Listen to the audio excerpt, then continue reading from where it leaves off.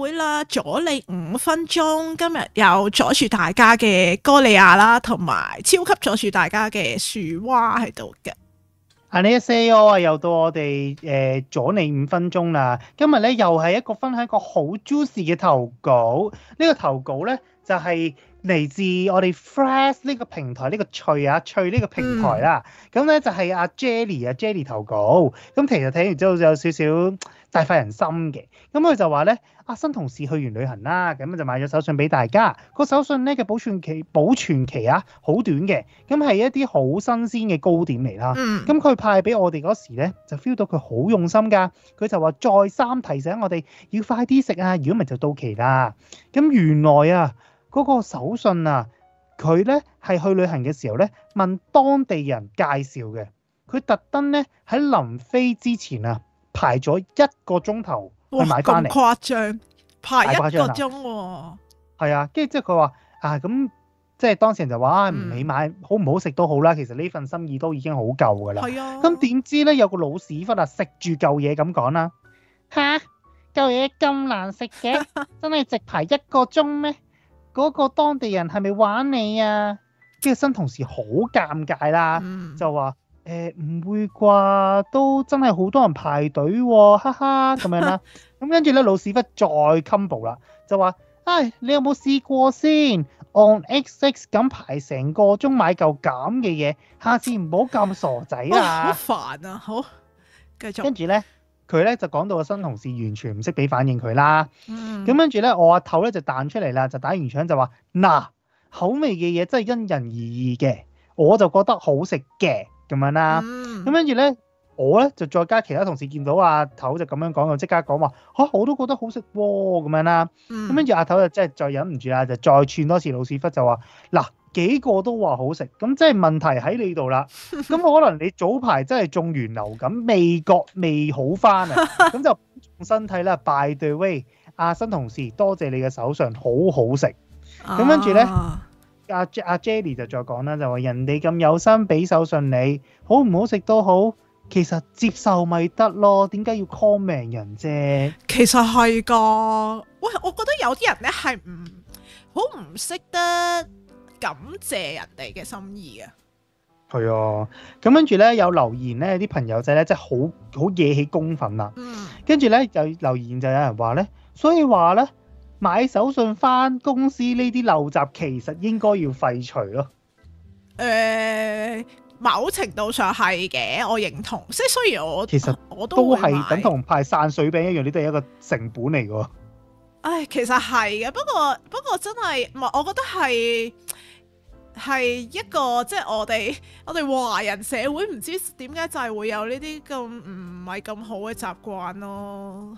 佢哋就會用一種叫做禮儀上就話咩呢啲人情世故。係啊，但係不過我又咁覺得，好似近年咧係少咗人會買手信，因為香港實在你好多嘢都買到啊嘛。講真，有時你買翻嚟嗰啲嘢，可能哇，原來呢嚿嘢喺即係阿信屋咁樣又有得買，咁你真係把鬼嘅啫喎！你買翻嚟，當你買咗阿信屋之後，一定要有人白壇齋住呢啲就話。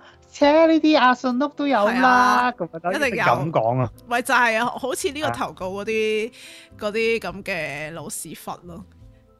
不過咧，跟住有個你講先，你講。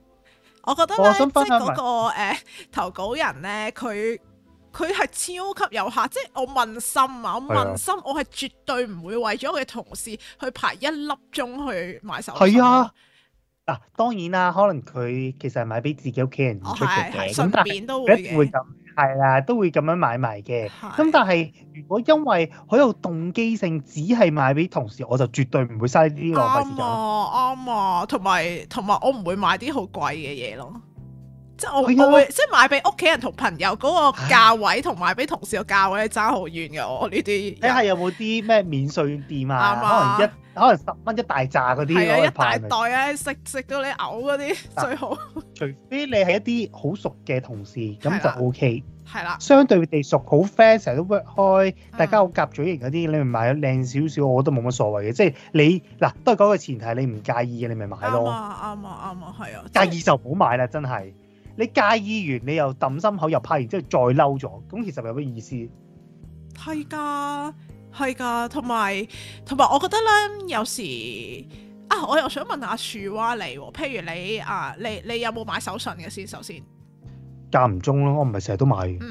你會係買一大袋劈喺 pantry， 跟住求其 send 個 mass message 出去話啊，我買呢啲嘢擺喺 pantry 啊，你哋可以食啦咁樣，定係你會好有誠意拳咁樣，即係每日逐個派，係啊，逐個派咁樣㗎。我多數會逐個派，同埋買咗一大堆都會擺喺側邊嘅。如果要我派的話，我兩樣都有做嘅。因為我好 hea 嘅，我係通常都係擺 pantry， 跟住好求其 fit 個 message。食啦你哋，係啊，食啦咁樣。即係我係覺得，因為我又唔想做到件事好似太過刻意咁樣，好似好尷尬咁樣啫。有時都係。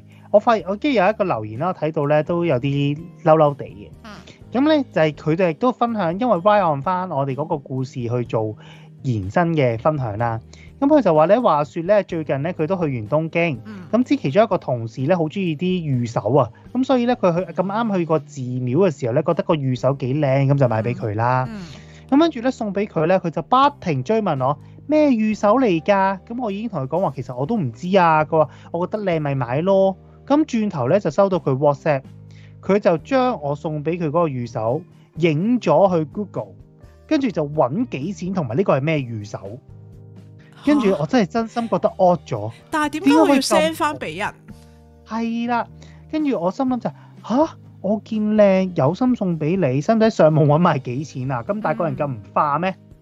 唔係啊，同埋你揾咗幾錢，你唔使 send 俾人噶嘛？我覺得佢唔係我有少少諗啦嚇，佢其實重點係咪唔係想知幾錢？佢想知嗰個御守係有乜用啫？係咩愛情啊，定身體定乜鬼嗰啲咁樣啊？即係只係咁啱 cap 錯嘢啊嘛，佢 cap 埋 cap 多咗個價錢，點都唔會 cap 翻俾人咯。係啦，咁跟住咧個分享人咧就佢講話咧，佢話最過分啦，佢仲要周圍去問其他同事，我買咗乜嘢手信俾佢哋啊！嚇，呢啲真係 cam J 嚟喎，呢啲真係。係啊，跟住咧，但係個當事人咧就喺度講話，其實咧我又唔係個個同事都有買嘢俾佢哋嘅，我同自己講，下次咧即係送條毛俾佢啊，大佬。佢話送手信俾人係應該開心事，但係我對住佢嘅行為真心好嬲咯。明啊，因為佢其實咁樣間接俾其他同事知道，你有買俾嗰個人，但係冇買俾我。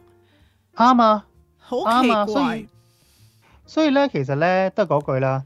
你手信呢樣嘢咧，我哋要與時並進嘅。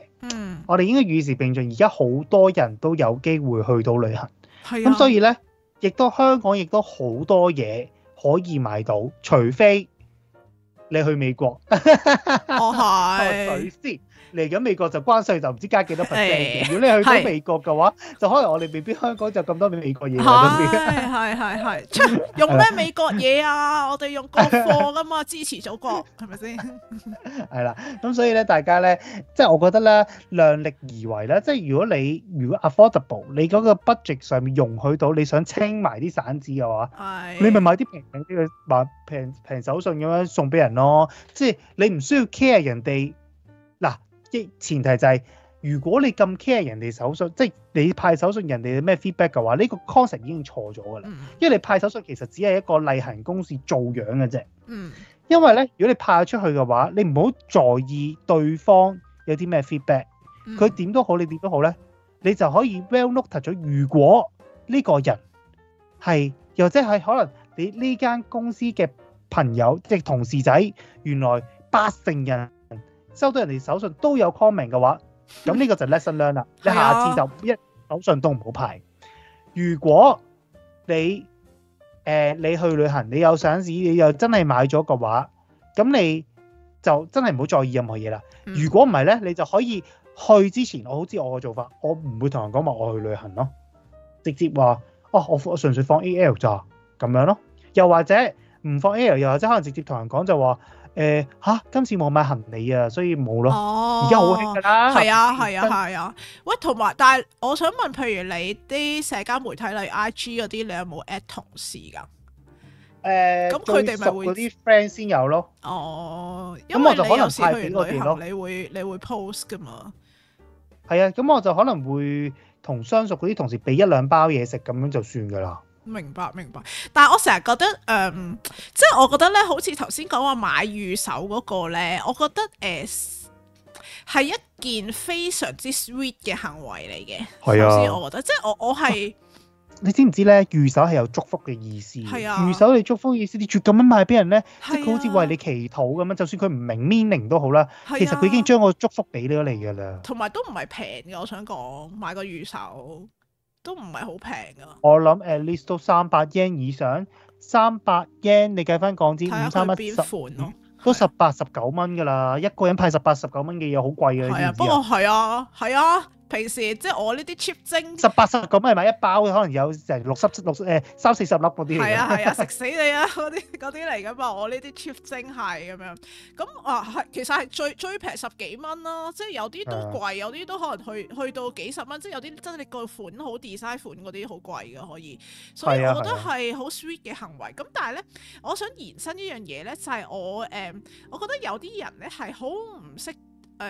多謝人啊！咁咧，我以前咧，我諗起一樣嘢就冇關手信事嘅。咁但係事緣我以前公司咧就同一啲食品嘅 trading 有關嘅，做一間公司。咁佢咧就會有一啲快將過期嘅零食啊嗰啲咁嘅嘢啦，就會擺到俾同事任拎嘅，免費嘅。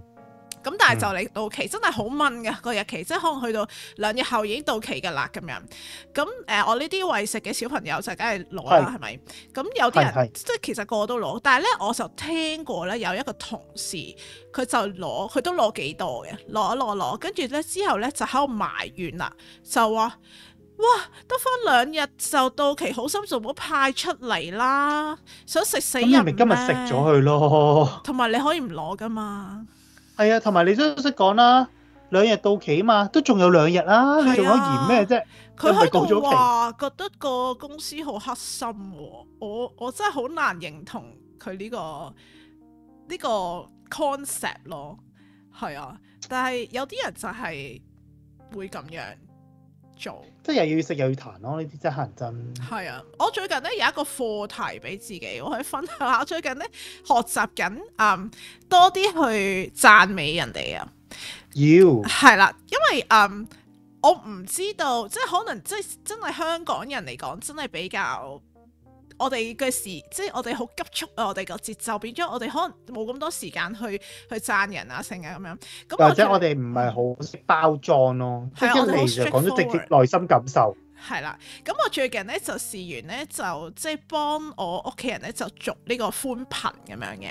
係。咁我就嗰啲續約咁嘅 plan 咁樣啦，跟住我就聯絡咗個客服，跟住就溝通咗一輪就成功續咗。咁其實又即係你話佢係咪服務特別超級殷勤？唔係嘅，但係佢係一個正常人啦，溝通都唔錯咁樣啦。咁總之我成功咗完成一件事啦。咁跟住咧之後咧咁佢就咪例牌就係如果你仲有啲咩需要咧，可以同我講，我睇下我點樣幫忙你咁樣嗰啲啦。跟住咧我就同佢講話冇啦，我 OK 啦，解決晒所有嘢，我覺得你做得好好啊，thank you 咁樣咯。跟住佢唔知點解突然間好似好開心，即係我係聽得到佢把聲係超級warm住一下。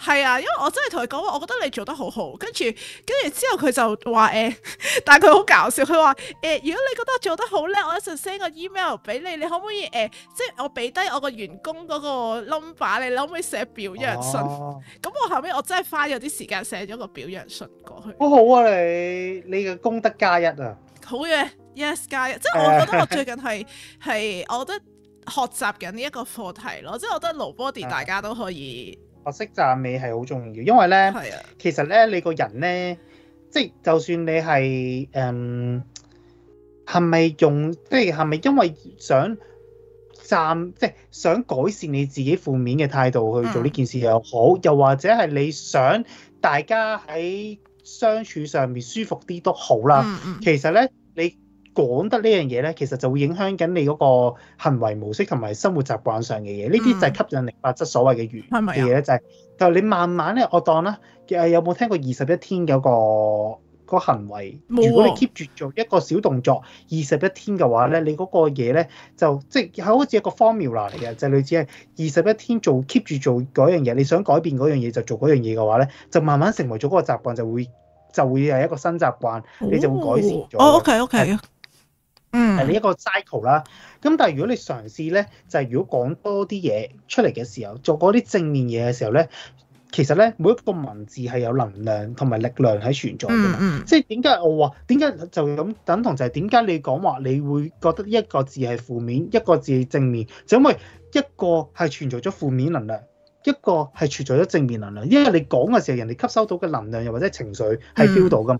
咁所以如果你講多啲正面嘅，或者係叫做充滿開心又或者讚美嘅意思嘅話咧，你講得多咯，你個人咧係會有轉變嘅個心態上面。係咪啊？我都覺得容易負面嘅。